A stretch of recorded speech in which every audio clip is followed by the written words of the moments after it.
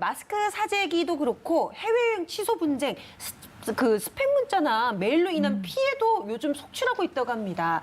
신종 코로나로 인한 사건, 사고도 참 많이 발생하고 있는데요. 민생 사건, 사고 스탑! 에서 저희가 한번 짚어보도록 하겠습니다. 이 시간을 위해서 승재현 한국형사정책연구원 연구위원님 나오셨어요. 안녕하세요. 안녕하십니까. 어서 오십시오. 네.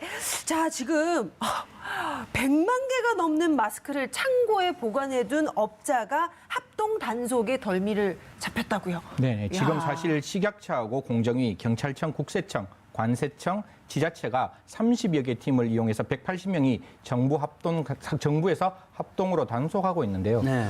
참 이런 범죄를 볼 때마다 제가 제일 마음 아픈 게 국민의 불안감을 이용하고 국민의 안전을 볼모로 자기의 경제적 이익을 취득하겠다라고 하는 범죄는 제가 봤을 때 민생 범죄 중에 최악의 범죄라고 저는 생각을 합니다. 그래서 이런 범죄에 대해서는 정부가 강력한 단속을 해주시고 엄정한 처벌을 해주시길 부탁드리겠습니다. 네, 승 교수님 지난주 못 오시고 오늘 네. 오셔서 너무 좋은데요.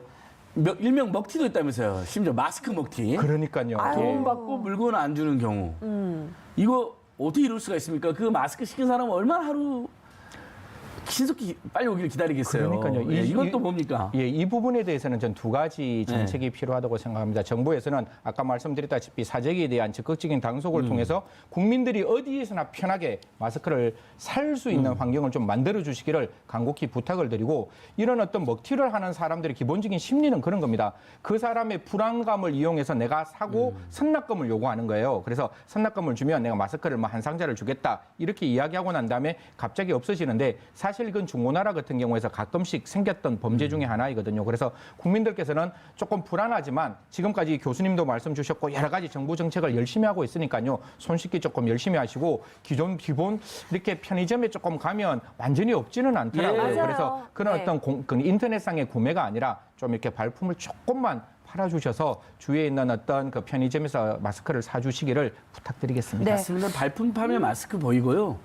오면서 확인해 보니까 그 예를 들면 지자체에서 무료로 나눠주는 경우도 있고요. 네네. 저소득층들은 추가로 주고, 네네. 그다음에 무슨 또봉이 치킨 같은 데는 이제 자기 매장에서 10,000개를 또 선착순으로 주는 그런 이제 착한 기업들도 나오더라고요. 그러니까 그런데 이제 잘 찾아서 샀으면 좋겠고, 네. 그 매점에서 아까 사재기 이야기 네. 하셨잖아요. 네네. 근데 매점에서 너무 처벌이 약한 것 같아요. 보니까 징역 2년에 벌금 5천만 원밖에 안 되는데요. 네, 그러니까. 재난을 악용한 매점 매석을 일면 확 징역 10년 정도는 확 해야 되는 거 아닌가요? 저는 이제 이 네. 부분에 대해서 정말 마음이 아픈 게 지금 방금 말씀 네. 주셨다시피 사실 물가 안정 등에 관한 법률에 따르면 그렇죠. 이러한 매점 매석하는 행위에 대해서는 2년 이하의 징역 또는 5천만 원 이하의 벌금을 취하게 되어 있는데요. 사실 우리 물가안정법에 보면 최고 가격제를 설정할 수 있습니다. 지금 같은 경우에는 매점 매석을 하는 것을 평균 판매량의 150% 이상을 사거나 아니면 5일 이상 그것을 쟁겨놓으면 매점 매석 행위로 보는데 그게 아니라 마스크의 일정 부분 최고 가격을 만약에 만들어낸다면 최고 가격 이상으로 물건을 팔았을 때 우리는 과징금을 부과할 수 있습니다. 이런 범죄에서 형량을 높이는 것보다 더 중요한 것은 이 사람들이 가지고 있는 경제적 이익을 박탈해서 사실상 전혀 그 이익을 가지지 못하도록 만드는 게 훨씬 더 중요하기 때문에 저는 첫 번째 이러한 경우에 있어서의 그 불법 수익을 박탈할 수 있는 새로운 어떤 법안을 만드는 것뿐만 아니라 지금 같은 경우에는 매점 매석을 퍼센테이지로 가는 것이 아니라 조금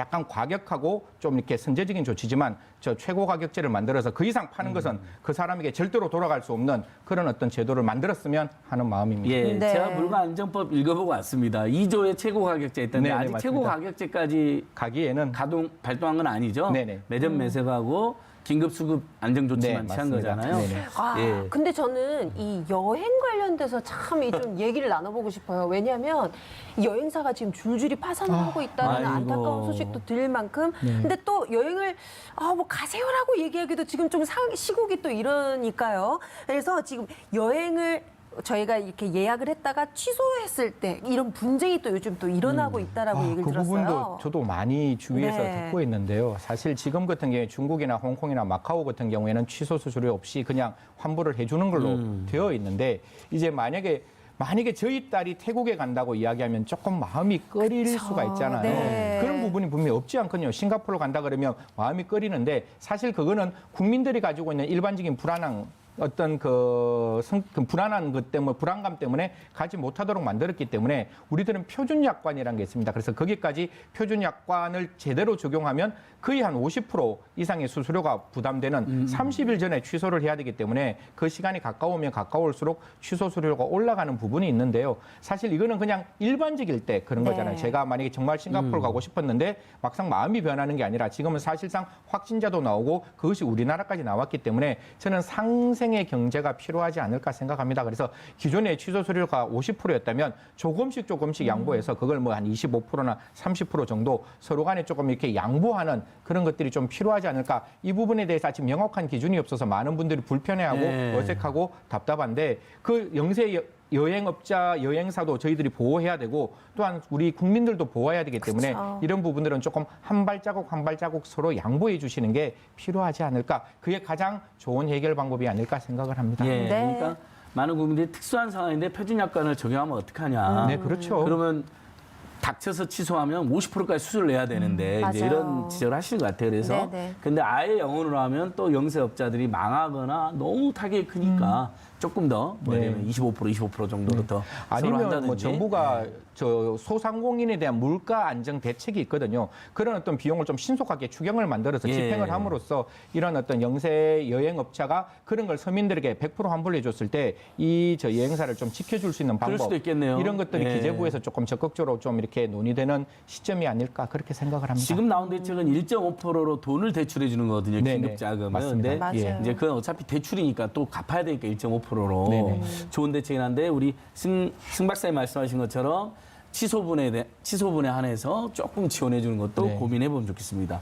그다음에 승 박사님 불안감 이용해서 또 스팸, 피싱 뭐 이런 거 저도 약간 이상한 문자 와서 안 열어봤거든요. 저도 맞아. 받아봤습니다. 이게 기승을 저도 부리고 받았어요. 있다면서요? 예, 예, 예. 아우, 그래서 네. 찜찜해서 안 열어봤어요. 맞아요. 네네. 뭐 주소 나오면 네. 절대 예, 누르면 예. 안 되더라고요. 웹발신으로 떠 있는데 네. 맞아요. 뭘까요? 이런 그러니까 거. 지금 같은 경우 종래에 이제 스팸은 뭐 예를 들어서 다른 불안감을 이용한 게 아니라 지금 이제 스팸에 보면 이 저 신종 코로나 바이러스와 관련된 여러 가지 정보들을 주면서 네. 국민 여러분께 꼭 말씀드리고 싶은 거는 대한민국 정부가 여기에 알리는 것은 7가지의 손 씻긴 거, 7가지의 예방 수칙과 여기에 증상이 발생했을 때 1339로 신고하라는 내용이 있는 것이지 지금 옆에 나오는 의심 문자 같이 URL 즉 네. 주소가 붙어 있지는 절대로 않습니다. 맞아요. 그래서 저렇게 나와 있는 거는 결코 열어보지 마시고 그 부분에 대해서는 그냥 바로 삭제를 해 주시기를 부탁드리고 만일에 어떤 앱이 깔리거나 그런 부분들이 있다면 반드시 그 부분에 대해서는 좀 이렇게 완벽하게 이렇게 그 앱을 그 뭐라 그러죠 삭제할 수 있는 그런 방법들 좀 동원하셔야 될 뿐만 아니라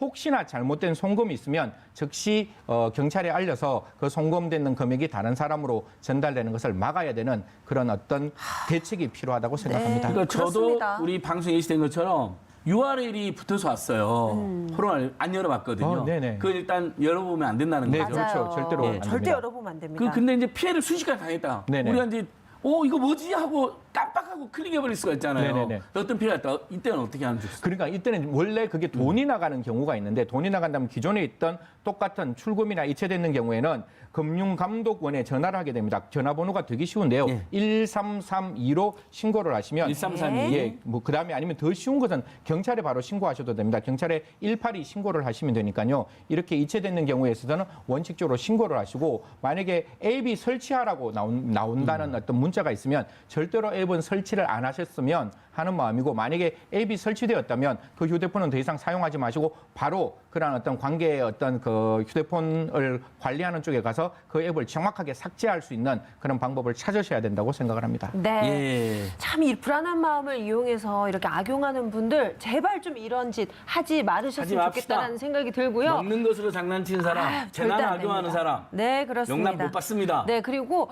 너무 또 불안한 마음 가지시지도 말고요. 네, 정신만 바짝 차리면 우리 다 극복할 수 있습니다.